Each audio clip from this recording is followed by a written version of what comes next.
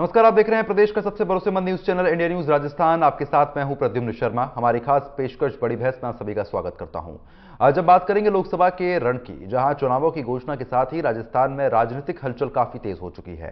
राजस्थान में 2 चरणों में चुनाव होने वाले हैं। चुनाव से पहले चरण में आपको बता दें कि 12 सीट के लिए 19 अप्रैल को मतदान किया जाएगा। हालांकि राजस्थान में अभी तक बीजेपी और कांग्रेस ने पूरी की पूरी 25 सीटों पर अपने अपने प्रत्याशी मैदान में नहीं उतारे हैं, लेकिन फिर भी दोनों ही पार्टियों के कई कद्दावर नेताओं की साख दांव पर लगी हुई है। हालांकि लोकसभा के रण में आपको बता दें कि दिग्गज खुद चुनावी मैदान में नहीं है, लेकिन उनकी साख दांव पर लगी हुई है।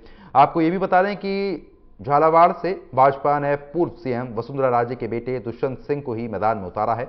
ऐसे में ये सीटें आपको बता दें कि राज्य की प्रतिष्ठा के लिए मायने रखती है। वहीं जालौर सिरोही से कांग्रेस ने अशोक गहलोत के बेटे वैभव को टिकट दिया है, जिसके चलते अशोक गहलोत की साख गृह जिले जोधपुर के साथ साथ जालौर सिरोही से भी जुड़ी हुई है। अगर सीएम भजनलाल की बात करें तो उन्हें भी अपने गृह जिले की चिंता रहेगी, क्योंकि बीजेपी ने इस सीट पर मौजूदा सांसद रंजीता कोली को टिकट उनका काटकर पूर्व सांसद रामस्वरूप कोली को चुनावी मैदान में उतारा।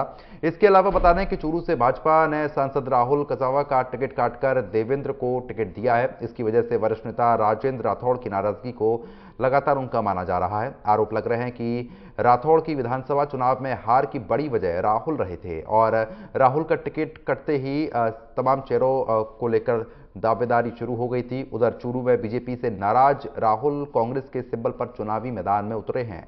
इसके अलावा अलवर की अगर बात करते हैं तो कांग्रेस की ओर से पूर्व केंद्रीय मंत्री भंवर जितेंद्र को जनता के बीच चुनावी मैदान में नहीं उतारे गए हैं और विधायक ललित यादव को आगे कर दिया गया है। ऐसे में भंवर जितेंद्र सिंह की प्रतिष्ठा भी अब दांव पर लग गई है। टोंक से हरीश मीणा की पैरवी करने के चलते अब ये सीट आपको बता दें कि जिताने की जिम्मेदारी सचिन पायलट पर होगी। साथ ही प्रदेश की 25 में से भाजपा की 10 और कांग्रेस के 15 प्रत्याशियों की घोषणा होनी अभी बाकी रह गई है। दोनों ही दल 2 से 3 दिन में दिल्ली में बैठक कर नामों को अंतिम रूप देने वाले हैं। इन सबके बीच सवाल उठते हैं कि दोनों पार्टियां किन मुद्दों को लेकर चुनावी मैदान में उतरेंगी। क्या बड़े नेता चुनाव में अपनी साख बचा पाएंगे? बड़ा सवाल यह भी है कि आखिर इन कद्दावर नेताओं ने खुद चुनावी मैदान से किनारा क्यों कर लिया है। सबसे बड़ा सवाल यह है कि इस बार मरुधरा में मिशन 25 कौन फतेह कर पाएगा। आज की हमारी बड़ी बहस इसी मुद्दे पर केंद्रित रहेगी और चर्चा में हमारे साथ जयपुर स्टूडियो से कुछ खास मेहमान भी जुड़ेंगे।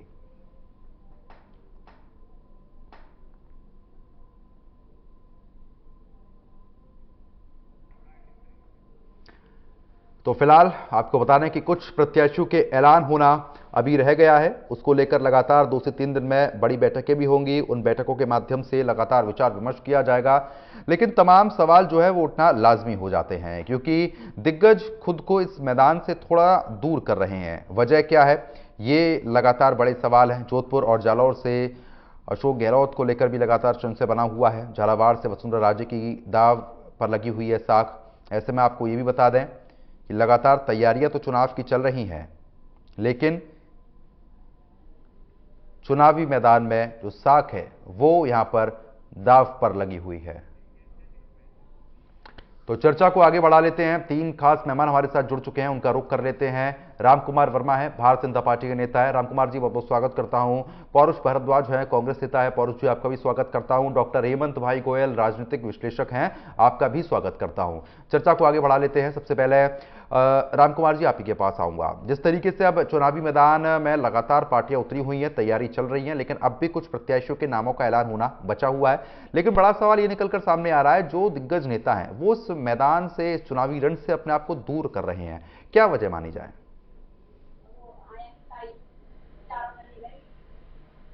जी, आवाज आ रही है मेरी? जी रामकुमार जी, आ रही है। अच्छा, मुझसे पूछ रहे हैं या जी जी, या आपसे पूछा रामकुमार जी।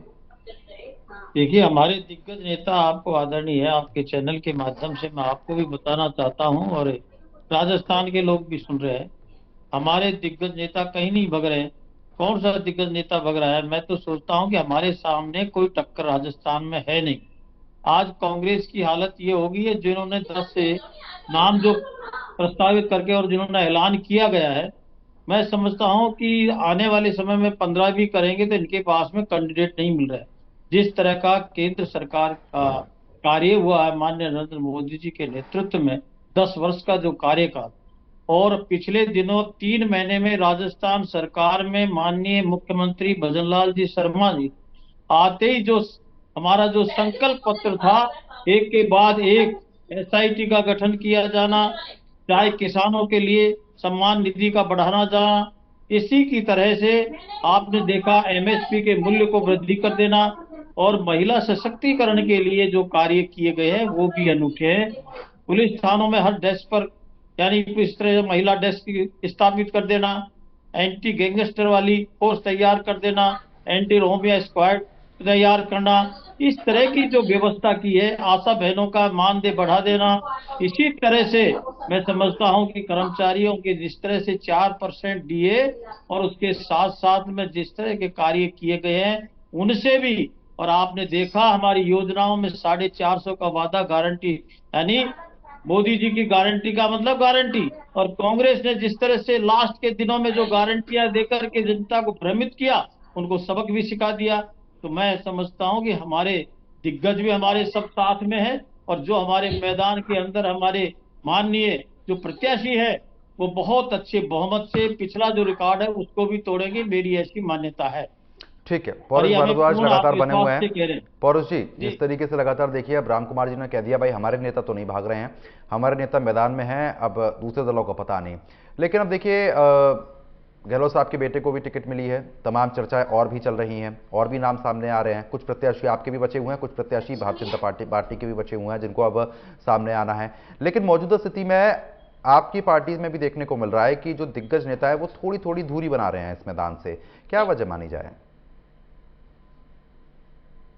देखिए प्रद्युम्न जी, मैं कहना चाहूंगा कि जिस प्रकार अभी सांसद साहब ने जो बातें कही, तो देखिए धरातल पर अगर यदि देखा जाए तो इनकी कोई भी बात जो है वो कहीं पर भी मैच नहीं खाती।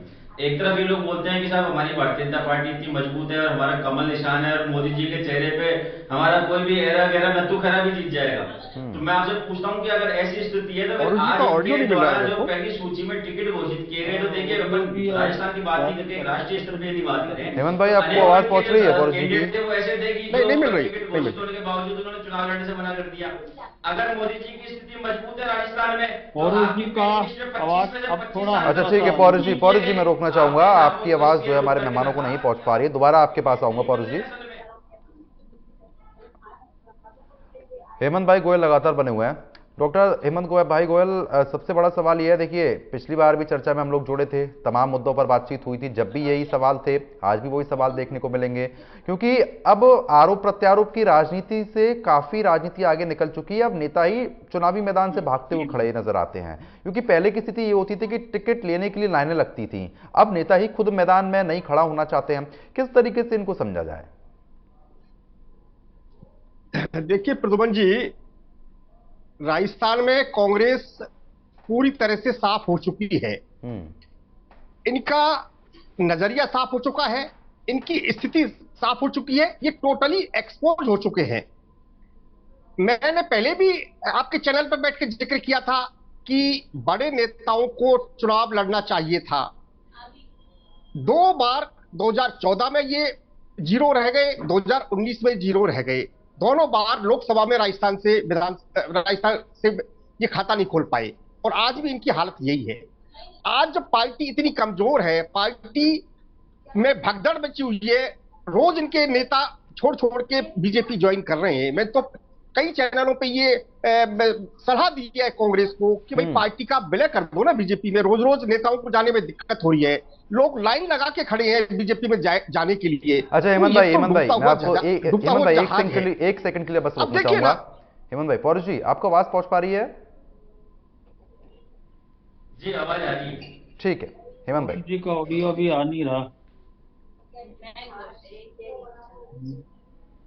हेमंत भाई आप तक आवाज पहुंच रही है? जी जी जी, आप कुछ कह रहे थे। नहीं, मेरा ऑडियो नहीं मिल रहा है शायद राम कुमार जी को, वो कह रहे हैं। नहीं, मेरी आपकी आवाज मेरे पास में आ रही है पूरी। अच्छा ठीक है, हाँ। तो मैं कह रहा था कि जिस तरह से इनके पार्टी के नेताओं में भगदड़ मची हुई है, ये तय नहीं कर पा रहे कि इनको कौन सा प्रत्याशी कहां से खड़ा करना है। अरे भाई, आज पार्टी इतनी कमजोर है, क्या पार्टी के बड़े प्रत्याशियों की जिम्मेदारी, बड़े नेताओं की जिम्मेदारी नहीं बनती है क्या कि आज बीजेपी को वो कुछ टक्कर तो दे सके? वो जीत नहीं सके, टक्कर तो दे दे। अब सचिन पायलट हैं, अशोक गहलोत हैं, शांति धारीवाल हैं, हरीश चौधरी हैं, भंवर जितेंद्र सिंह हैं, ये तमाम नेता आज चाहते तो अपने अपने क्षेत्रों से खड़े हो जाते। ठीक है, वो नहीं जीतते, लेकिन टक्कर तो दे सकते थे ना, लेकिन वो खड़ा बाली का बकरा नहीं बनना चाहते। अब देखिए ना कि अब आपकी चैनल पर कब ब्रेकिंग चल जाएगा, महेश जोशी बीजेपी ज्वाइन कर गए, तमाम बड़े नेता चले गए ना, लालचंद कटारिया चले गए, उदयलाल आंजना इनके चित्तौड़गढ़ प्रत्याशी है, वो भी कब बीजेपी ज्वाइन कर जाए कोई पता नहीं, कुछ नहीं कह सकते। अब अगर इनके जो सो कॉल्ड आला कमान है, राहुल गांधी आला कमान है ना इनके, हालांकि उनकी कोई वैसे वैधानिक हैसियत तो है नहीं, वो महज एक सांसद है, लेकिन अब वो अगर इस तरह की बातें करेंगे नरेंद्र मोदी के खिलाफ, तो क्या मैसेज देश में जाएगा, क्या मैसेज राजस्थान में जाएगा, और इनके नेता और कार्यकर्ता किस तरह से पार्टी का पक्ष रख पाएंगे, चैनल पर किस तरह रख पाएंगे, जनता के बीच किस तरह रख पाएंगे। ये कहते हैं कि सब हमारी लड़ाई तो शक्ति से है। अरे भाई, इनको देखिए, राहुल गांधी को इनके मैनेजर डुबोने का काम कर रहे हैं, और राहुल गांधी कांग्रेस को डुबोने का काम कर रहे हैं। हकीकत तो ये है। अब दिक्कत क्या है कि राहुल गांधी का भाषाई संपन्नता तो है नहीं, उनके पास सांस्कृतिक संपन्नता भी नहीं है। दोनों तरह से वो विपन्न है, ना तो वो भाषाई तौर पे और सांस्कृतिक तौर पे। अब उनको नहीं पता क्या कि हिंदू धर्म में, और वो कह रहे हैं कि हिंदू धर्म में शक्ति शब्द होता है। अब जब हिंदू धर्म का हवाला देते हो, शक्ति शब्द की बात कर रहे हैं, तो उनको नहीं पता कि शक्ति शब्द का मायने क्या होते हैं हिंदू धर्म में। अरे शक्ति शब्द का मतलब तो सीधा सीधा माँ दुर्गा, माँ काली और इनके मायने रखे जाते हैं ना। और उस परिप्रेक्ष्य में जब शक्ति का पर्याय तो महिला शक्ति होती है, महिला बंधन होता है, नारी शक्ति होती है, तो वो महिलाओं का अपमान कर रहे हैं, वो देश की आधी आबादी का अपमान कर रहे हैं, वो हिंदू धर्म का अपमान कर रहे हैं, वो सनातन का अपमान कर रहे हैं। कैसे चुनाव लड़ पाएंगे? मैं तो एक राजनीतिक विश्लेषक के तौर पर मेरी बड़ी चिंता है, क्योंकि अगर इस तरह कांग्रेस तार-तार हो जाएगी, कांग्रेस इस तरह खत्म हो जाएगी, तो देश की लोकतंत्र का क्या होगा? भाई, विपक्ष तो जरूरी है ना, और विपक्ष जरूरी नहीं, मजबूत तौर पर उसकी उपस्थिति होना जरूरी है। लेकिन क्या हालत इस देश में कांग्रेस के बन गए हैं। अब आप देखिए ना, अब जयपुर में इनके पास कहीं पर, अब मुझे बताइए, अशोक गहलोत 3 बार के मुख्यमंत्री और जोधपुर से एमएलए वो रहे, वहां उनके बेटे की जीतने की स्थिति नहीं है। ये इनकी हालत बन चुकी है। उनके बेटों को डर से जालोर सिरोही जाना पड़ा है चुनाव लड़ने के लिए। क्या भरतपुर जोधपुर में वो टक्कर नहीं दे सकते थे क्या? तो इस तरह के हालात जो इनके बन गए, उनका कैसे पार पड़ेगी, कैसे कुछ होगा, ये मेरी चिंता इसलिए है, एक आम नागरिक के हैसियत से मेरी चिंता है। और निश्चित रूप से मैं बहुत जिम्मेदारी के साथ और विनम्रता के साथ कहना चाहता हूं कि ये वो कांग्रेस है क्या?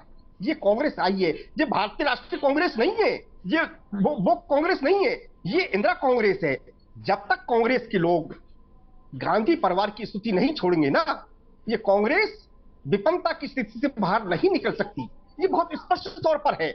अब जो कांग्रेस के प्रवक्ता बैठे हैं भाई फारूक जी, उनको जरूर मेरी बातें खराब लगेंगी, उनको लगेगा राजनीतिक विश्लेषक किस तरह की बात कर रहे हैं, किस तरह का विश्लेषण कर रहे हैं। लेकिन हकीकत ये है, फारूक जी की और कांग्रेस के प्रवक्ताओं की मजबूरी है कि वो चैनल पर अपना पक्ष रखेंगे। लेकिन अब जब ये राहुल गांधी भारत जोड़ो न्याय यात्रा की बात करते हैं, अरे भाई आप अपनी पार्टी को न्याय दिला दो, अपनी पार्टी को जोड़ लो।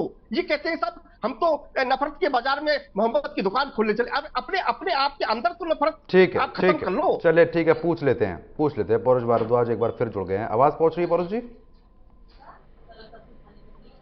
जी प्रद्युमन जी, मेरी आवाज आ रही है आपको? मेरे तक पहुंच रही है। हेमंत भाई आप तक पहुंच रही है आवाज? रामकुमार जी आवाज पहुंच पा रही है? जी आ रही है। ठीक है परोज जी, देखिए लगातार अब रामकुमार जी से भी हमारी चर्चा हो गई, डॉक्टर हेमंत भाई गोयल भी लगातार ये कह रहे हैं कि पिछले चुनावों की बात की जाए, आप लोग खाता नहीं खोल पाए, हाल ही में आप लोगों की सरकार चली गई, भारतीय जनता पार्टी की सरकार बन गई, अब बड़े जो चेहरे हैं वो थोड़ी दूरी बनाए हुए हैं। किस तरीके से रूपरेखा बनाई जाएगी आने वाले चुनावों को लेकर? देखिए प्रद्युमन जी, मैं इस बात को कहना चाहूंगा कि देश के संसदीय इतिहास में ये पिछले 10 वर्ष एक ऐसे वर्ष हैं कि जहां पर चाहे मीडिया चैनल हो या राजनीतिक विश्लेषक हो, और हम नेता लोग तो हैं ही खैर, तो देखिए जो चर्चा जो होनी चाहिए वो मौजूदा सरकार के कार्यकाल पे होनी चाहिए, क्रियाकलाप पे होनी चाहिए, सरकारों के क्या उपलब्धि रही और सरकारों की क्या नाकामी रही, इस पर होनी चाहिए। ये देश का दुर्भाग्य है कि वर्तमान सरकार के कामकाज पे कोई चर्चा नहीं करना चाहता। आपकी जो भी बातें होती है सब लोगों की, वो कांग्रेस से शुरू होती है और कांग्रेस पे खत्म होती है, नेहरू जी से शुरू होती है, राहुल गांधी जी पर आकर के खत्म हो जाती है। देखिए देश के जो ज्वलंत मुद्दे हैं, जो चाहे वो अभी ताजा ताजा, चाहे वो देश के बेटियों की सुरक्षा की बात हो, हमने देखा कि किस प्रकार भाजपा के लोगों ने कठुआ, हाथरस, उन्नाव में बलात्कारियों को माला पहना करके उनका जुलूस निकाला और उनका भारतीय जनता पार्टी से जिस प्रकार उनका संबंध रहा। हमने मणिपुर देखा कि 90 दिन तक मणिपुर चलता रहा, घर की बेटियों की असमत जलती रही और प्रधानमंत्री जी विदेशी मामले में तो तुरंत स्टेटमेंट दे गए, परंतु राजस्थान अपने भारत के मामले में मुंह में दही जमा करके बैठ गए। इनके खुद के सांसद ब्रजराज भूषण सिंह, उनके ऊपर देश को गोल्ड मेडल दिलाने वाली और देश को गौरवान्वित करने वाली बेटियां आरोप लगाती है और बेटियों की एक एफआईआर तक दर्ज नहीं की जाती। और जब बेटियों की सुप्रीम कोर्ट एफआईआर दर्ज करता है तो किस प्रकार सांसद से सवाल पूछने पर मीडिया कर्मियों को धमकाया जाता है, उनके माइक तोड़े जाते हैं। तो देखिए, दूसरी बात हम कर ले आर्थिक नीति की बात। ये कहते हैं कि साहब हमने देश को हमने 5वीं अर्थव्यवस्था बना दी, 3री बना दी। अरे भैया, ये तो बता दो आप कम से कम कि हमारी सरकार जब गई थी, जब हमारी सरकार सही थी, कुछ 60 साल की सरकारों का कर्जा 55 लाख करोड़ था और आज आपकी 10 साल की सरकार का देखिए, पॉइंट वही निकल के आते हैं। आप भी अब कर्जे वाली बात लेके आ गए। सिलेक्टेड पॉइंट होते हैं, उन पॉइंटों को रखा जाता है। मुझे बोलने दीजिए, कुछ हटके बोलो, कुछ अच्छा बोलो, जिससे कि ये संभावना थोड़ी परसेंटेज तो बढ़े आपका। आर्थिक तरक्की कर ली तो हमने जो 27 करोड़ लोगों को हमारी सरकार में बीपीएल लाइन से ऊपर ले आए थे हम। आपकी स्थिति ये हो गई कि आज देश के 80 करोड़ लोगों को 2 समय के भोजन के लिए सरकार पे निर्भर रहना पड़ रहा है और आप कह रहे हैं आर्थिक तरक्की हो गई।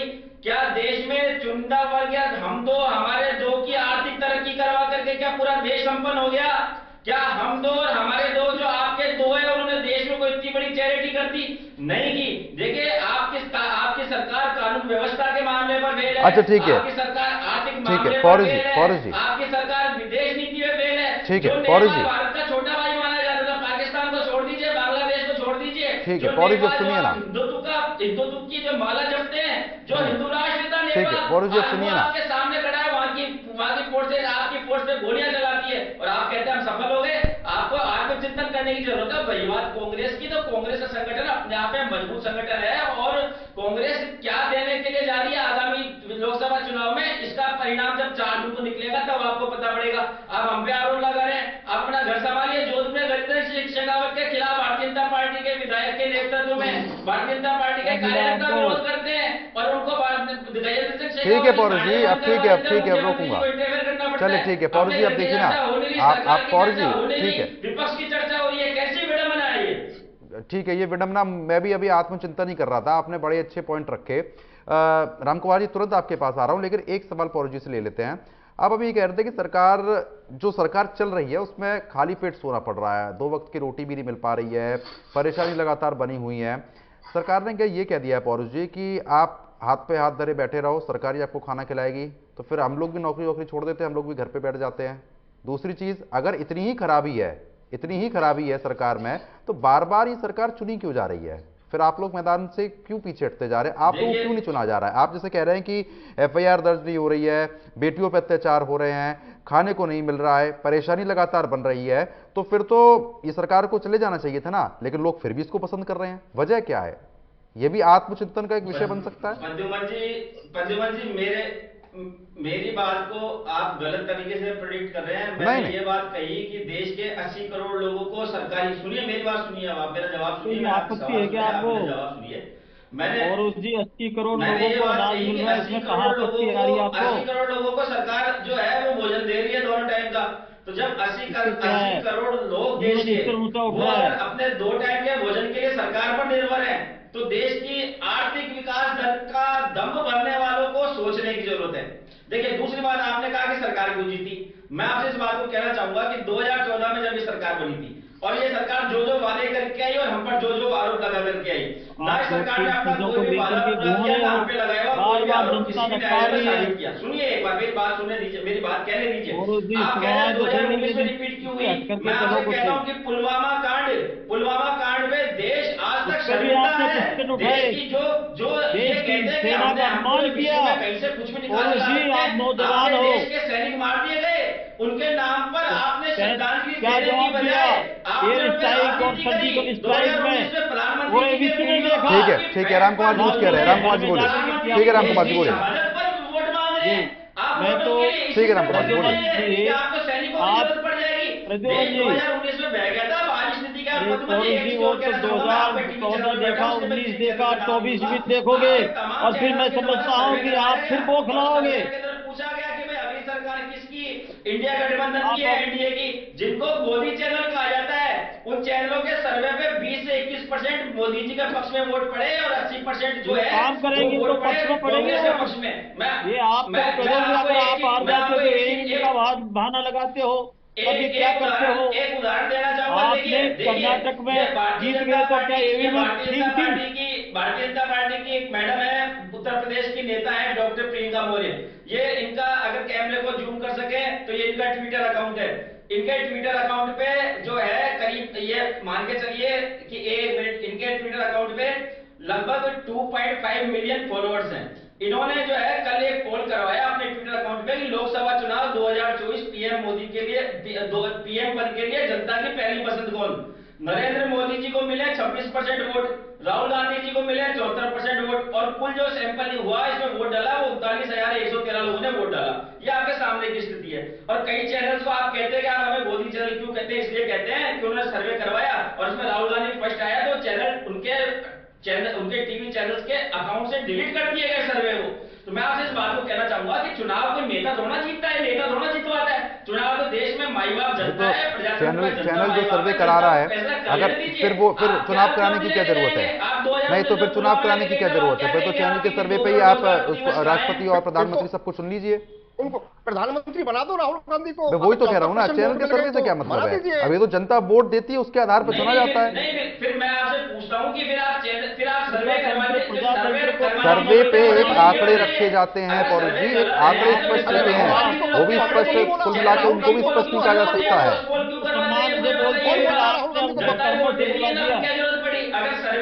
अगर सर्वे भारतीय जनता पार्टी के पक्ष में आ गए तो बहुत बढ़िया हो गए, और भारतीय जनता पार्टी के खिलाफ हो गए तो डिलीट। अरे पौरुष जी आप एक चीज बताइए ना, अच्छा पौरुष जी ठीक है, हिमाचल में तो आप लोगों की सरकार है, पौरुष जी जनता पूछेगी 2 करोड़ रोजगार, अच्छा ठीक है पौरुष जी एक चीज बताइए ना, हिमाचल में आप लोगों की सरकार है ना, हिमाचल में आप लोगों की सरकार है ना, वहां भी अगर पुराने आंकड़ों की बात करते हैं तो अब ऐसे तो अगर सर्वे दिखाया जाए तो वहां भी बीजेपी का सर्वे काफी हाई चल रहा था, सरकार तो आपकी बनी ना वहां पे। तो इन सर्वे से कौन से महत्वपूर्ण सर्वे हैं? एक आंकड़े रखे जाते हैं, क्या ऐसा हो सकता है लोगों की ये पसंद है? अब जब वोट होता है, जब पेटियां खुलती हैं, जब चीजें सामने आती हैं, राम कुमार जी निश्चित तौर पे तस्वीर सामने आती है और आप सरकार, ये तानाशाह सरकार, इसको बात है, ये स्लोगनों को तो छोड़ो और आपका आंतरिक चिंतन मंथन करो। आप नेतृत्वहीन हो, आप रीति नीति नहीं है, आपके पास विजन नहीं है, आप घिसी पिटी बातों को और तथ्यहीन बातों को निराधार करते हो। माननीय नरेंद्र मोदी जी के 10 वर्ष का कार्यकाल पूरा विश्व मानता है कि क्या जिस विश्व के अंदर भारत की स्थिति आपके जमाने में क्या थी, लेकिन आपको मालूम है, आपने आर्थिक दृष्टि से बात करी, 11वें स्थान पर था, आज 5वें स्थान पर हमारी इकोनॉमी है, आने वाले समय में 3रे स्थान पर होने वाली है। इन्फ्लेशन रेट जो आपकी थी उसको डबल डिजिट के अंदर इन्फ्लेशन था, लेकिन आज क्या है, अंडर कंट्रोल है। एनपीए की हालत क्या थी, बैंक है जो डूबने को जा रहे थे, लेकिन आज एनपीए कंट्रोल में है।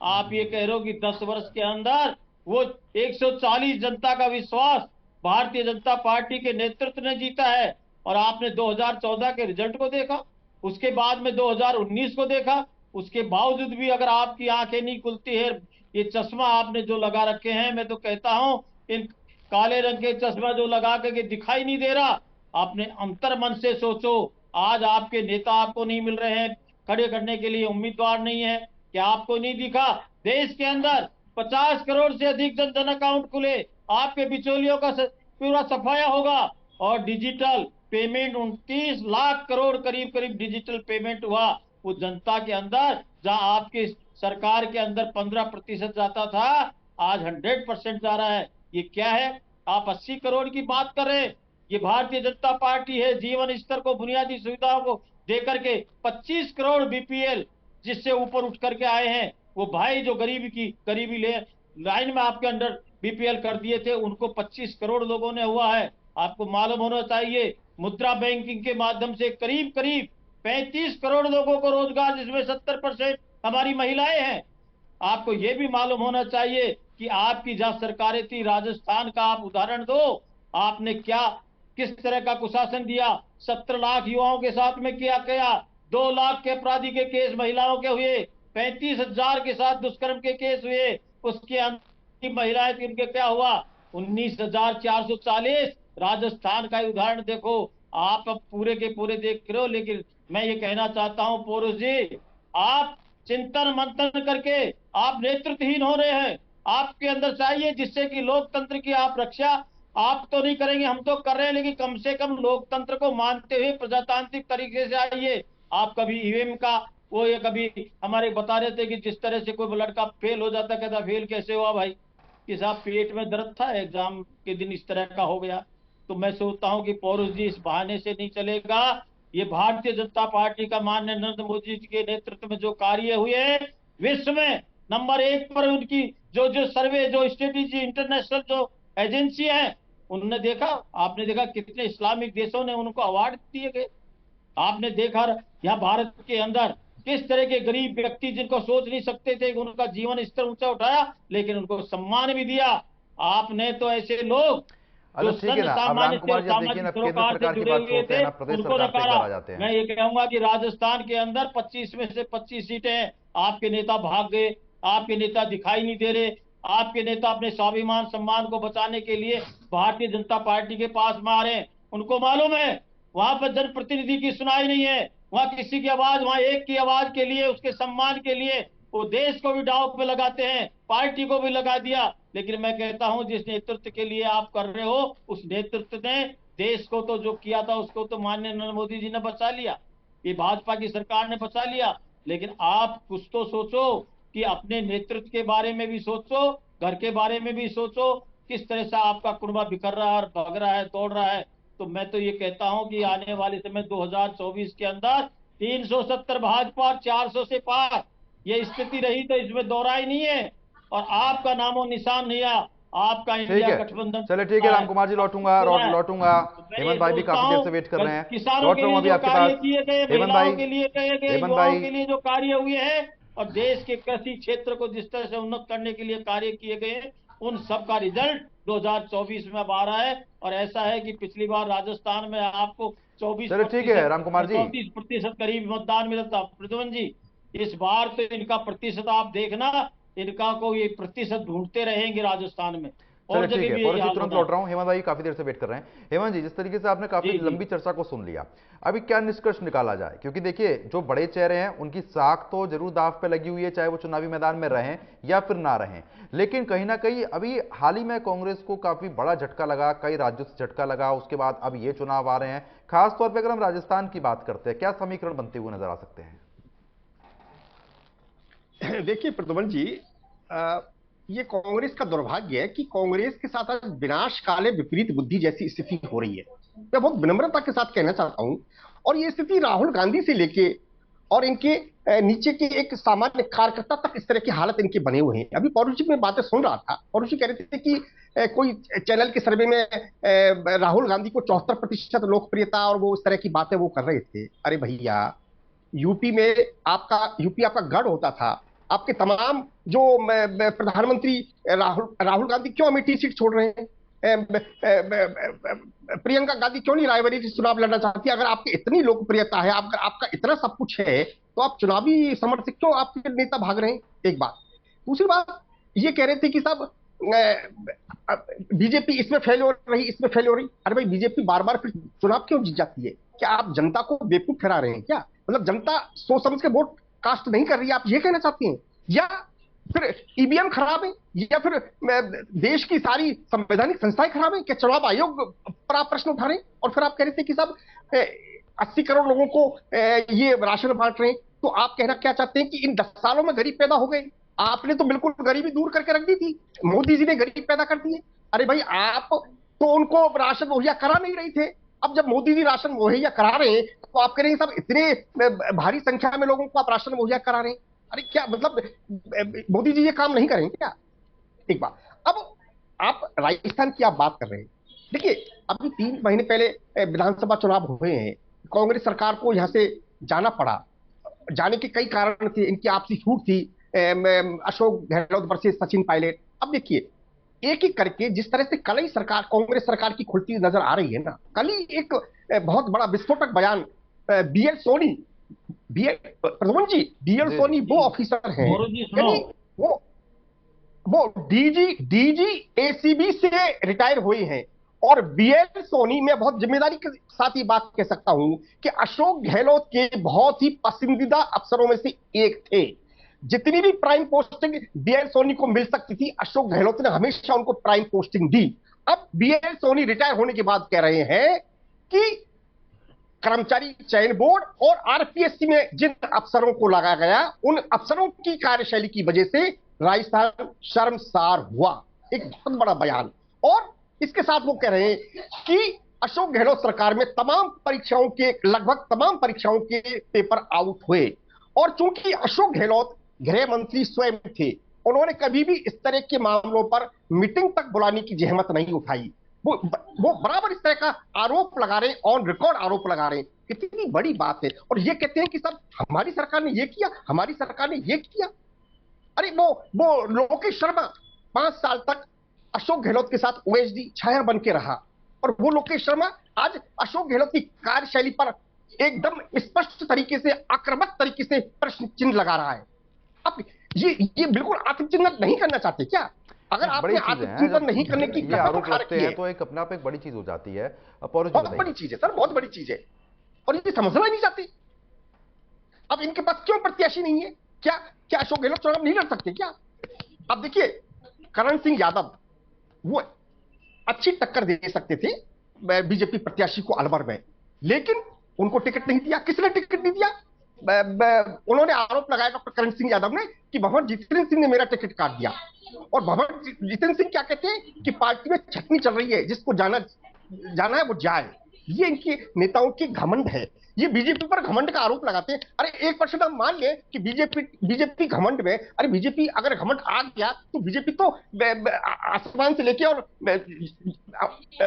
धरती से लेके आसमान तक आज बीजेपी हो रही है। आपके हालात क्या है? फिर भी आप घमंड नहीं छोड़ना चाहते, फिर भी आप घमंड में जी रहे हैं क्या? बिल्कुल आत्मचिंतन आपको नहीं करना? ठीक है, तमाम बड़े नेता चले जा रहे हैं, और आप कहते हैं सब हम सब कुछ है, बीजेपी तो ये नहीं करती। फिर बीजेपी को वोट क्यों मिलता है? मुझे तो ये बता दीजिए। आपको आपकी सरकार क्यों नहीं आई? अरे किसको अशोक गहलोत ने किसके लिए कहा कि सचिन पायलट नाकारा है, निकम्मा है, वो तो कोरोना है, वो गद्दार है? उस सचिन पायलट के लिए जिसकी जाति की 7% वोट राजस्थान में है, पूरा पूर्वी राजस्थान में जिसका बेस है, उस सचिन पायलट के दम पर इन्होंने 2018 में सरकार बनाई, और मुख्यमंत्री सचिन पायलट को बनना चाहिए था, और मुख्यमंत्री बन गए अशोक गहलोत। वो सचिन पायलट के लिए आप इस तरह की बात करें, और आज भी उनको बर्फ में लगा दिया, उनको छत्तीसगढ़ का प्रभारी बना के रख दिया। तुरंत लौट रहा हूं हेमंत भाई, तुरंत लौट रहा हूं। पौरव जी बताइए आप। देखिए प्रद्युमन जी, मैं इस बात पे गर्व महसूस कर रहा हूं कि आपके चैनल पे बैठे राजनीतिक विश्लेषक, तो खैर भारतीय जनता पार्टी के सांसद साहब तो खैर बोलेंगे, उनका फर्ज है, परंतु देखिए आज सरकारी पक्ष से सवाल करने के बजाय या सरकारी पक्ष की कमियां निकालने की बजाय या फिर कुछ कमियां निकालने की बजाय देश की विपक्षी पार्टी आज भी 3 साल तक बैठे हुए आपके विश्लेषक है वो कांग्रेस पार्टी की ही कमियां निकाल रहे हैं। आज कांग्रेस पार्टी है, केंद्र सरकार के अंदर जब देश में गोल्ड मेडल दिलाने वाली बेटियां शर्मसार हुई, उस पर ये कुछ नहीं बोले। परसों 3-4 दिन पहले सुप्रीम कोर्ट के आदेश पर जब एसबीआई बैंक जब देश का डाटा देने से मना कर देता है, और जब सुप्रीम कोर्ट में कंटेम्प्ट लगती है, और वो आप इसमें अच्छे है क्या? इलेक्ट्रल बोर्ड में है, इलेक्ट्रल बोर्ड आए तो उसमें पौरव जी आपका हिस्सा कितना है? भारतीय जनता पार्टी 250 करोड़ रुपए बीफ कंपनियों से लेती है, और ऐसा गोलमाल, ऐसी धमकी, ऐसी वसूली, ऐसी चौथ वसूली देश की सरकार कर रही है। देश की जनता ने पहली बार देखी है। मैं आपसे कहना चाहूंगा कि 80 के 90 के दशक में एक फिल्में आया करती थी, वास्तव में या सही कह रहे हो, जनता की सरकार पहली बार देखी है। 17 वर्ष का कार्यकाल आपका कैसा है देखा? 10 वर्ष का कार्यकाल जनता का रहा है। एक बार बोल लीजिए पौरव जी, रामकुमार जी बोलने दीजिए, उनको एक बार सुन लीजिए। मैं तो बोलने दे रहा हूँ। खरीदे जाते हैं और वो दिए जाते हैं, और देश में 6600 करोड़ रुपए के सबसे ज्यादा erectile bond Bharatiya Janata party के पास है। और सांसद साहब, गोयल साहब, अभी इंतजार कीजिए, अभी नाम खुलने बाकी है। अभी तो जो बॉन्ड आए वो पता पड़ा कि किस पार्टी को किसने चंदा दी। हेमंत भाई को अब आपने सांसद ही बना दिया सीधा। हेमंत भाई, हेमंत भाई को आपने सांसद ही बना दिया। बिना चुनाव लड़े सांसद ही बन गए हेमंत भाई। आपको जनता के सामने बहुत सारे मुद्दे फेस करने हैं। पीएम केयर फंड, हजारों करोड़ का चंदा, और आप पीएम की फोटो लगा करके पीएम केयर फंड में नाम जिसका प्रधानमंत्री केयर फंड, जनता से चंदा मांगा जाता है। जनता चंदा देख के बोलते हैं तो साहब सरकारी संस्था नहीं है, आरटीआई में नहीं आएगी। क्यों नहीं आएगी भाई? आप मोहल्ले की कमेटी अगर कोई छोटा सा आयोजन करती है 10, 20, 50 हजार का, 1 लाख का, उसमें भी उस मोहल्ला कमेटी को, मोहल्ले वालों को हिसाब देना पड़ता है। कितना पैसा आया, इतना खर्च हुआ, इतना बच गया। आप पीएम केयर फंड को डकार गए। अभी रुकिए, अभी जनता के सामने आपकी पर्दे खुलेगी। आप कानून व्यवस्था के मामले में फेल है, आप आर्थिक नीतियों के मामले में फेल है, आप महिला सुरक्षा में फेल है, और आप आरोप पे लगा रहे हैं। के साथ तथ्य तो दे दो, पड़ोसी को राजस्थान के बारे में दे दो। आपके 5 साल जिम्मेदार हो जाते हैं, आपको काम करना नहीं आता, इंदिरा गांधी जी जिम्मेदार हो जाती है। और जी युवा हो, राजस्थान के बारे में तथ्य दे दो। देखो पौरुष जी, रामकुमार साहब कुछ कह रहे हैं। रामकुमार जी कुछ कहने का क्वेश्चन लीजिए आप। देश की जनता देख रही है। ठीक है, रामकुमार जी कुछ कह रहे हैं।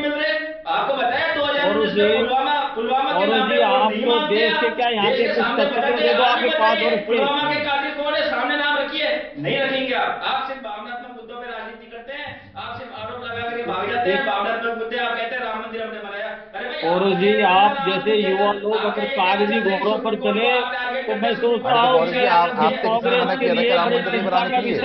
आपसे मना किया था कि आपकी सरकार जब थी, आपसे मना किया था कि आप मत बनाइए। संसद में बिल पास होकर के सरकार के पैसे से बना, और मैं कौन खामगा जबरदस्ती राम मंदिर के आप लोग पटेलाई ले रहे, राम मंदिर का श्रेय ले रहे हैं। आपका कह रहे थे ना, सुप्रीम कोर्ट ने आदेश दिया, ट्रस्ट बना, बढ़ गया राम मंदिर, और आप उस पर राजनीति कर रहे हैं। आपके पास बताने के लिए काम नहीं है। आपको जनता देख रही है, आपको जवाब देगी निश्चित तौर पर। ठीक है, रामकुमार जी बोलिए। देखो प्रद्युमन जी, मैं तो ये कहता हूँ, मुझे रहम भी आता है, तरस भी आता है, और इनके जल्लाद के लिए अब युवा जो, ये तो मैं समझता हूँ कि युवा में ही आते हैं, क्योंकि जब राहुल जी अपने आप को युवा समझते हैं तो पौरुष जी तो युवा हैं ही हैं। लेकिन पौरुष जी, आप अगर पूरे इंडिया के तथ्यों को नहीं देख रहे, पूरे विश्व के अंदर जिस तरह भारतीय जनता पार्टी के नेतृत्व ने कार्य किया और गर्मा में पूरा का पूरा भारत का सम्मान बढ़ा है, उसको नहीं देख रहे।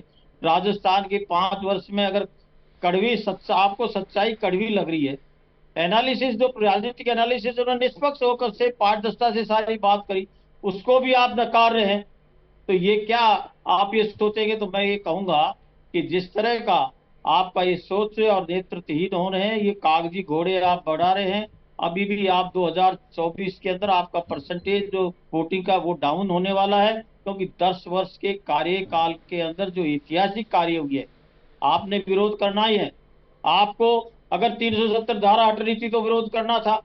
आपने अभी भी बात करी कि एयर स्ट्राइक और सर्जिकल स्ट्राइक का भी विरोध किया, तो उसमें भी हमारे सम्मान है ये देखो। और आपने कहा कि महिलाओं के साथ, तो महिलाओं का तो सम्मान के लिए ये नरेंद्र मोदी जी के नेतृत्व में एक के बाद में उनकी सुरक्षा और उनके संबल के लिए कौन सा काम?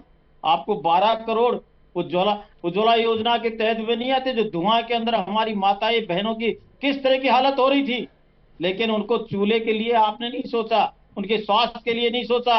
गरीब आदमी किस तरह से मर रहा था, लेकिन 5 लाख की जिस तरह का आयुष्मान प्रधानमंत्री का बीमा किया, उसको भी आपने लागू नहीं किया था। राजस्थान में तो भामाशाह योजना भी बंद कर दी थी। आपने यही देखा कि किस तरह से स्वच्छ भारत अभियान के अंदर टॉयलेट का किया, इज्जत घर बनाए करोड़ों के अंदर, 4 करोड़ लोगों को आवास दिए, क्या वो दिखाई नहीं दिया आपको? वो दिखाई नहीं दे रहा है।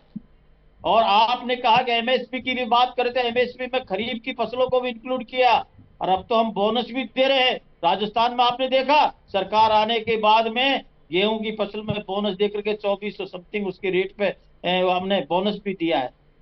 तो कौन सी बात है युवाओं का? आपने देखा कि राजस्थान में ही देख लो, युवाओं के लिए 63 लोग तो अंदर चले गए हैं। एसओजी आपके सामने थी ना, आपने कार्रवाई नहीं करी, लेकिन वो सब इंस्पेक्टर भी पकड़े जा रहे हैं। कितने आपने सैकड़ों सब इंस्पेक्टर फर्जी बने हैं।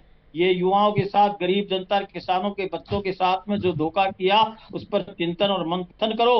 करप्शन किस तरह से बढ़ाया गया, आज 0 टॉलरेंस की बात कर रहे हैं, एसआई के गठन हो गए और रिजल्ट आ रहे हैं। तो भारत का नेतृत्व सेवा, सुशासन और गरीब कल्याण और राष्ट्र सर्वोपरि समर्पित भावना से वो रेस्ट नहीं करता नेतृत्व।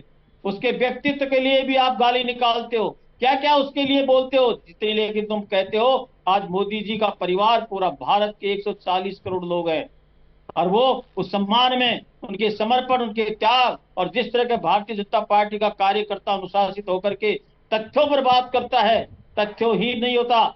हमारी सनातन संस्कृति के संस्कारों को, मूल्यवान संस्कारों को देखते हुए आप तो राम लला के लिए भी, आप राम भगवान को भी काल्पनिक मानते हो, कोर्ट में जाकर के खड़े हो जाते हो, अभी कहते हो कि राम हमारे भी है। अरे हमने तो नहीं कहा था कि आपके नहीं है, लेकिन आप मानो चलिए तो ठीक है राम सही। कुमार जी, आ रहा हूं, आपकी आपकी पूरी बात मैं मनवा ये दी मैंने। सोचता हूँ ठीक है राम आने कुमार जी। वाले समय 2024 आपके लिए एकदम पूरे ठीक भारत है के हेमंत भाई, अंदर आपका हेमंत सफाया भाई है। बताइए। राजस्थान में 25 की 25 सीटें हैं, आपके बड़े बड़े नेता भाग गए हैं, जो जो स्वाभिमान और सम्मान चलिए ठीक है बचाने राम के लिए कुमार जी, हमारे लौटूंगा, भाजपा राम में आ कुमार जी रहे हैं। लौटूंगा।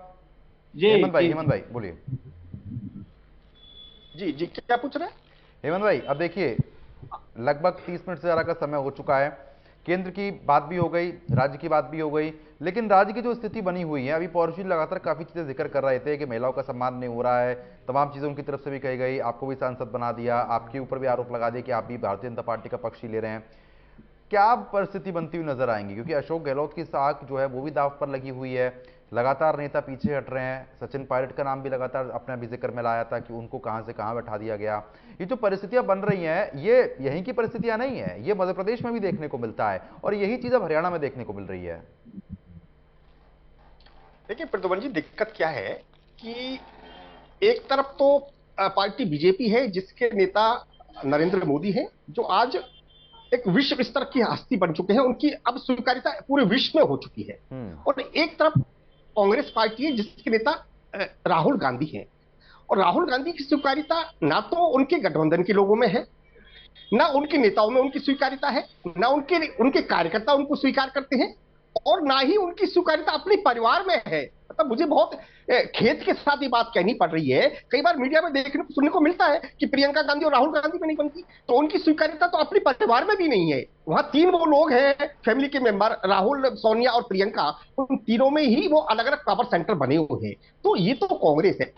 कांग्रेस के साथ तो क्या है कि वो अपने जो मजबूत पक्ष है उसको भी वो कमजोर कर देते हैं, और बीजेपी अपनी कमजोरी को मजबूती में तब्दील करने की क्षमता रखती है। अब ऐसा नहीं है कि पार्टियों में अनबन क्या बीजेपी में नहीं है, केवल कांग्रेस में, बीजेपी में भी हो सकती है। अब मैं आपको बहुत सिंपल सी उदाहरण देता हूं कि देखिए बीजेपी किस तरह से डैमेज कंट्रोल करती है। हमने सुना कि चित्तौड़गढ़ में चंद्रभान आख्या बीजेपी से बागी होकर और वो एमएलए जीतकर बन गए, और वहां पर वो पार्टी के प्रदेश अध्यक्ष सीपी जोशी का विरोध करने की स्थिति में आना चाह रहे थे। लेकिन जैसे ही भजनलाल शर्मा, वो भजनलाल शर्मा जिस भजनलाल शर्मा को कांग्रेस के लोग, विपक्ष के लोग कहते हैं कि ये तो पर्ची वाला मुख्यमंत्री है, ये तो टेंट और खाने की व्यवस्था करने वाला मुख्यमंत्री है, उन भजनलाल शर्मा ने दोनों को साथ बैठाया, सीपी जोशी जी को बैठाया और चंद्रभान आख्या को बैठाया, और उनको साथ में बैठा के उनके सारे मतभेद दूर कर दिए।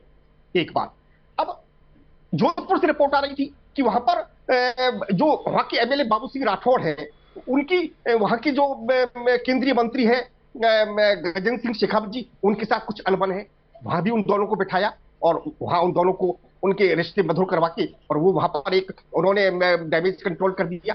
एक रिपोर्ट आ रही थी बाड़मेर से, वहां केंद्रीय मंत्री कैलाश चौधरी है, वहां जो रविंद्र भाटी बीजेपी से बागी होकर एमएलए बने, वो ताल ठोक रहे थे, उनको बैठाया। तो इस तरह से ये लोग डैमेज कंट्रोल करना जानते हैं। वो कांग्रेस में नहीं है ना, वो तो अपनी ताकत को कमजोरी में तब्दील कर देते हैं। अरे बांसवाड़ा में इनके पास ताकतवर प्रत्याशी था ना, महेंद्र सिंह मालवीय है, वो पार्टी छोड़ के चले जाते हैं, और इनके प्रदेश अध्यक्ष कहते हैं कि अच्छा हुआ मालवीय पार्टी छोड़ के चले गए, वो तो पार्टी को कमजोर कर रहे थे, वो तो लगातार पार्टी को कमजोर कर रहे थे। अच्छा है, ये इनके लोग हैं। तो अब फिर पार्टी कैसे आगे बढ़ पाएगी? अभी तक 15 प्रत्याशी राजस्थान में पार्टी ने तय नहीं कर पा रही है, वो कैसे तय करेगी, क्योंकि उसके सामने प्रत्याशी है नहीं। और जो प्रत्याशी, अब जयपुर की आप बात लीजिए, जो इनके आर तिवारी है, कांग्रेस के जिलाध्यक्ष है, उम्रदराज नेता थे, उनको टिकट मिला मुश्किल से, और महेश जोशी जी पर उन्होंने खुलेआम आरोप लगाया कि महेश जोशी ने मेरे को हरवाया। कुछ महज 500 कुल मिलाकर हेमंत भाई, आप ये कहना चाह रहे हैं कि जो आपसी मतभेद हैं वो पार्टी को लेकर डूब रहे हैं? कुल मिलाकर बात तो यही सामने आ रही है ना। ठीक है, पौरुष भारद्वाज लगातार बने हुए, एक बार पौरुष जी का रुख करेंगे, उनको स्क्रीन पर लेकर आइए। पौरुष जी, जिस तरीके से लगातार देखिए बात राम कुमार जी ने, डॉक्टर हेमंत भाई गोयल ने यही कही है कि जो अंदरूनी मतभेद होते हैं, जो आपसी मतभेद हो गए हैं इतने ज्यादा, चाहे वो किसी भी नेता में हो आपकी पार्टी के, वो कहीं ना कहीं परेशानी जो है वो खड़ी कर रहे हैं आप लोगों के लिए। अब बीजेपी में भी होते हैं, लेकिन उसको समझा के बैठा के प्यार से उन चीजों को खत्म कर लिया जाता है।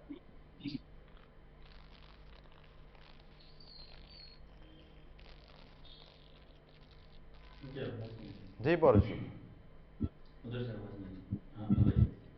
प्रद्युमन जी, मैं आपकी आधी बात सुन पाया, आधी आवाज आपके पास पौरुष जी, उनका देखिए हेमंत भाई गोयल का और राम कुमार जी का ये कहना है कि जो आपसी मतभेद है आप लोगों की पार्टी में, वो ही आपको लेके डूब रहे हैं, चाहे वो मध्य प्रदेश में हो, हरियाणा में हो या राजस्थान में हो, सचिन पायलट में हो या अशोक गहलोत में हो। और अगर बीजेपी में भी ऐसा होता है तो बीजेपी में आपसी मतभेद प्यार मोहब्बत से बैठा के खत्म कर दिए जाते हैं, लेकिन आपकी पार्टी में यह है कि अगर कोई जा रहा है तो उसको जाने देते हैं। देखिए, मैं इस बात को कहना चाहूंगा कि चूंकि भारत में प्रजातंत्र है और हमारी पार्टी लोकतंत्र में पूरी आस्था रखती है, और हमारी जो पार्टी है वो भी, उसमें भी आंतरिक लोकतंत्र है। इनके यहाँ तो इनके राष्ट्रीय अध्यक्ष होते हैं, उनको किस प्रकार से चुना जाता है वो हम सब ने देखा, जबकि हमारे यहाँ बाकायदा चुनाव हुए उसमें, और चुनाव में जब हमारे आदरणीय राष्ट्रीय अध्यक्ष मल्लिकार्जुन खड़गे जी जीते, तो उसके बाद वो अपनी पार्टी की कमान संभाल रहे हैं। तो देखिए, आप जो बात नेताओं के मतभेद की कर रहे हैं, तो मुझे लगता है कि हमें एक हमारा जो, जैसे हमारा देश विविधताओं का भरा हुआ देश है, विभिन्न संस्कृतियां, विभिन्न जातियां, विभिन्न धर्मों का देश है, उससे हमारा बगीचा देश का खूबसूरत बनता है। उसी प्रकार हमारी पार्टी है कि जिसमें विभिन्न अलग अलग विचारधारा के लोग हैं, किसी का विचार क्या हो सकता है, किसी का क्या विचार हो सकता है, और हमारे परिवार में भी ऐसा ही होता है। आपका या मेरा परिवार है, वहां पे भी यदि हम 4 सदस्य हैं, 5 सदस्य हैं, 10 सदस्य हैं परिवार में, तो हम सब में मतैक्य आवश्यक नहीं है, परंतु एक दूसरे का जहां तक सम्मान होता है, तो निश्चित तौर पे हमारी पार्टी में अशोक गहलोत जी को भी सम्मान दिया गया और सचिन पायलट जी को भी सम्मान दिया गया। इनकी पार्टी का सांसद साहब से पूछिए, बेचारे आडवाणी जी, जिन्होंने अपनी पूरी जिंदगी इस पार्टी को 2 से 200 पार ले जाने में लगा दी, मुरली मनोहर जोशी जी, जसवंत सिंह जी, हालांकि इनमें से 1-2 लोग नहीं रहे दुनिया में, यशवंत सिन्हा जी, आपने तो उनको मार्गदर्शक मंडल बना के घर बैठा दिया। हमारे यहाँ पे ऐसा तो नहीं होता ना, हमारे यहाँ पे तो बुजुर्गों का भी सम्मान है और युवाओं को एनर्जी दी जाती है। दूसरी बात में सांसद साहब एक बात कह रहे थे अभी, और दूसरे ये सब भारतीय जनता पार्टी के प्रवक्ता कहते हैं कि साहब कांग्रेस ने तो राम जी को काल्पनिक बता दिया। अब मैं आपसे इस बात को, इनके पास कोई अलग तथ्य हो तो मुझे बताएं। मैं इस बात को कहना चाहूंगा कि राम सेतु का जो मामला सुप्रीम कोर्ट में चल रहा था, उसमें जो वकील गए थे, उन्होंने कहा कि साहब राम सेतु के प्रमाण स्पष्ट तौर पे हम कह नहीं सकते कि राम जी का बनाया हुआ सेतु है या क्या है, हम इस बारे में कुछ नहीं कह सकते। तो देखिए 2022 में उसी मामले में सेम भारतीय जनता पार्टी की अभी वाली मौजूदा सरकार ने एफिडेविट दिया सुप्रीम कोर्ट में। वो क्या कहती है कि बोले उन्होंने कहा कि सरकार की ओर से कहा गया कि राम सेतु के वजूद स्पष्ट सबूत अभी तक हमको नहीं मिले हैं। तो जो बात हमने बोली वही बात इन्होंने बोली। 2022 में राज्यसभा में किसी माननीय सदस्य के प्रश्न के जवाब में सरकार ने एडमिट करी इस बात को कि साहब वो राम सेतु है या नहीं, उसके हमें कोई सबूत नहीं मिले। क्या फर्क रह गया इनमें और हमारे में? अब इनमें और हमारे में क्या फर्क है मैं बताता हूं आपको। हम राम जी के नाम पे राजनीति नहीं करते, ये हर बात में राम जी को लेकर के आते हैं। हम राम जी के नाम पे इन पे आरोप नहीं लगाते, ये हर बात में राम जी के नाम पे हम पे आरोप लगाते हैं। हम जब सरकार में थे, देखिए हम जब सरकार में थे, हमारे प्रधानमंत्री जी जिनको मनमोहन सिंह जी का उच्चारण बिगाड़ के मनमोहन सिंह बोलते थे ये लोग, ये उन्होंने लगातार 100 से ज्यादा प्रेस कॉन्फ्रेंसेस करी 10 साल में। यहाँ पे माननीय प्रधानमंत्री जी ने एक बार भी प्रेस वार्ता 10 साल में संबोधित की हो तो मैं आपसे पूछना चाहूंगा, इनके यहाँ तो जो सो कॉल्ड पत्रकार जाते हैं पूछते हैं साहब आप आम काट के खाते हैं, आम चूस के खाते हैं? ये देश के प्रधानमंत्री जो जिनका टेलीप्रॉम्प्टर बंद हो जाता है, जो भाषण नहीं दे पाते, और आप कह रहे हैं बोले कि देश का डंका बुझ रहा है। आपने क्योंकि राष्ट्रीय समय कम है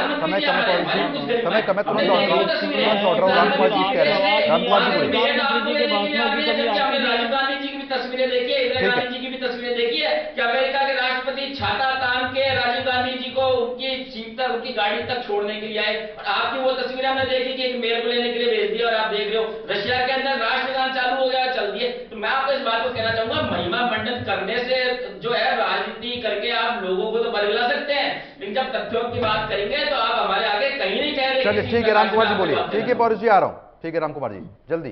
देखिए प्रद्युमन जी, अभी इनका, क्योंकि पौरुष जी जिस तरह की बातें कर रहे हैं तो वो तथ्यहीन है, उनको कुछ कहना है। मैं तो कहता हूं कि हमारे तो चाय बनाने वाले भी प्रधानमंत्री बनते हैं, खेत में काम करने वाले और पूरे वनवासी जाने वाले भी राष्ट्रपति बनते हैं। और आपको सुनो, आप सुनो पौरुष जी, आपके पार्टी में लोकतंत्र तो नहीं, एक परिवार के लिए आपने पार्टी को खत्म कर दिया है। आप सुनो, अरे पूरे विश्व के लोग प्रधानमंत्री नरेंद्र मोदी जी को मानते हैं, पूरा विश्व उनको मानता है, और आपको आवाज नहीं चलो आती। ठीक है हेमंत भाई, एक लास्ट क्वेश्चन आपसे लूंगा। पूरी चर्चा का विश्लेषण अगर किया जाए तो क्या निष्कर्ष निकल रहा है, क्या कुछ होने वाला राजस्थान में? एक लास्ट रिएक्शन हेमंत भाई से। ठीक है, लौट रहा हूं दोनों के बाद, अब समय कम है। लास्ट रिएक्शन हेमंत भाई से लेना है, लास्ट रिएक्शन हेमंत भाई से लेना। हेमंत भाई आवाज पहुंच रही है? ठीक है पौरुष जी, आऊंगा अब नहीं, अब लास्ट रिएक्शन लेना है, लास्ट रिएक्शन लेना है। चलिए ठीक है, लास्ट रिएक्शन है, लास्ट रिएक्शन है, रोकना चाहूंगा। इनका नेतृत्वहीन कांग्रेस, ठीक है अब हो गया, सफाया हो रहा है। ठीक है राम कुमार जी। इन लोगों की आवाज और भाषा के अंदर इनका अहंकार देखो कि जाए तो नेता जाए, हमारा एक परिवार ठीक है राम कुमार जी, हिंदुस्तान। ठीक है अब रोकना चाहूंगा, आवाज डाउन कर दीजिए। हेमंत भाई लास्ट रिएक्शन आपसे, विश्लेषण क्या निकलता है, क्या कुछ होने वाला है राजस्थान में? देखिए, राजस्थान में बहुत स्पष्ट है कि बीजेपी फिर तीसरी बार 25 की 25 सीटें लेने जा रही है। आरएलपी एक बहुत बड़ा दम भरती थी, आरएलपी एक तरह से समाप्ति की ओर है। आरएलपी के पूर्व प्रदेश अध्यक्ष पुखराज गर्ग बीजेपी ज्वाइन कर गए, और एक जो उमेदाराम इनके अच्छे बड़े नेता होते थे आरएलपी की, वो कांग्रेस ज्वाइन कर गए। तो आरएलपी अब खत्म हो चुकी है। ठीक है, चलिए ठीक है, अब समय कम है, रोकना चाहूंगा। हेमंत भाई आपको भी समय कम है। आप तीनों मेहमानों का हमारे साथ जुड़ने के लिए बहुत बहुत शुक्रिया, इस चर्चा में हिस्सा बनने के लिए। तो फिलहाल जिस तरीके से आपने देखा, जहां पर आरोप प्रत्यारोप की राजनीति जरूर जारी थी, लेकिन उसके बीच भी बड़े सवाल उठने लाजमी है कि जिस तरीके से बड़े नेता जो इस अब चुनावी मैदान से अपने आप को दूर कर रहे हैं, वो वजह क्या है, क्या आखिरकार जो भविष्य है वो समझ में आ रहा है? अब राजस्थान में आने वाले समय में क्या होना है, ये जरूर वक्त बता देगा। फिलहाल बड़ी बहस में अभी के लिए सिर्फ इतना ही। नमस्कार।